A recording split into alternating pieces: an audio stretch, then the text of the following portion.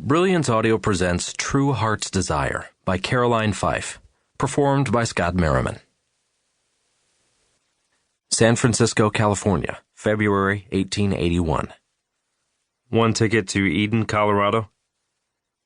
The grizzled ticket agent scratched his oily hair with a trembling hand. One way a round trip, young man. Rhett Laughlin heaved a deep sigh. He hardly felt young, but compared with the slow-moving old-timer, one might call him that. One way. A line had formed behind Rhett. When a baby shrieked in his ear, he glanced over his shoulder to see a red-faced boy in the arms of threadbare parents. The woman gave an apologetic smile. Rhett reached into his pocket and pulled out a small wooden ship. He placed the toy into the tiny hand of the child, who looked to be about 1 year old. "This might help," he said, nodding to the baby's mother. His gaze lingered on the old toy that had been his brother's when they were boys. "We couldn't," she demurred. "Sure you can. See, he's already quieted." With a small smile, he turned back as a welcome silence settled over his agitated shoulders.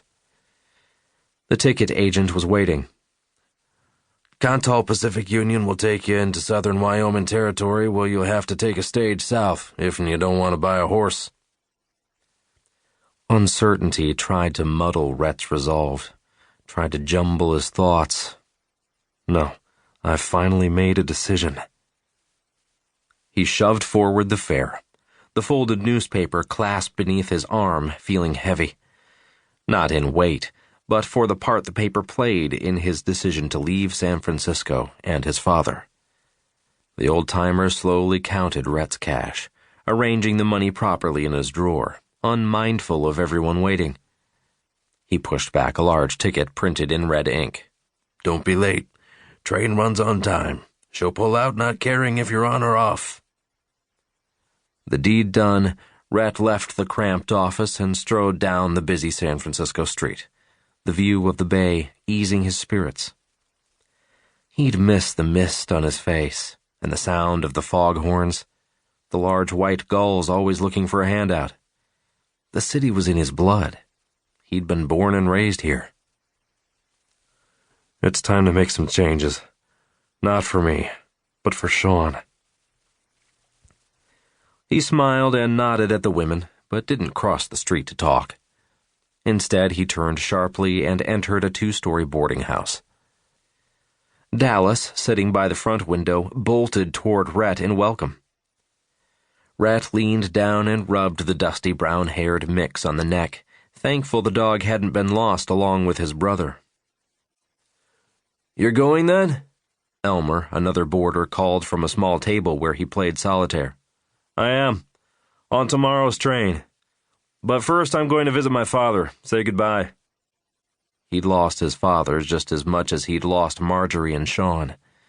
His father would never say so, but Rhett had seen the truth in his eyes. "If not for me, Sean would still be here." Elmer smiled at Dallas, waiting at Rhett's heels. "He's been hounding all day to get out. I'm glad you're finally back. Thanks for keeping him. He runs to the dock every chance he gets." Rhett hunkered down and put an arm around Dallas's neck, a wave of emotion rocking his resolve. "Sean's not coming back, boy. I'm sorry." "The dog going with you?" Rhett stood. "He is." Elmer nodded as he dealt out a new hand. "I'm glad for you, then. Ever since your brother read those stories about those sisters, things changed with him. I hope you find what you're looking for." Rhett only smiled and ascended the stairs, Dallas's toenails clicking softly beside. He wouldn't miss this old place. Having a direction, a purpose would actually feel good. "If I don't buckle down, I'll end up like Elmer downstairs, wasting away my life."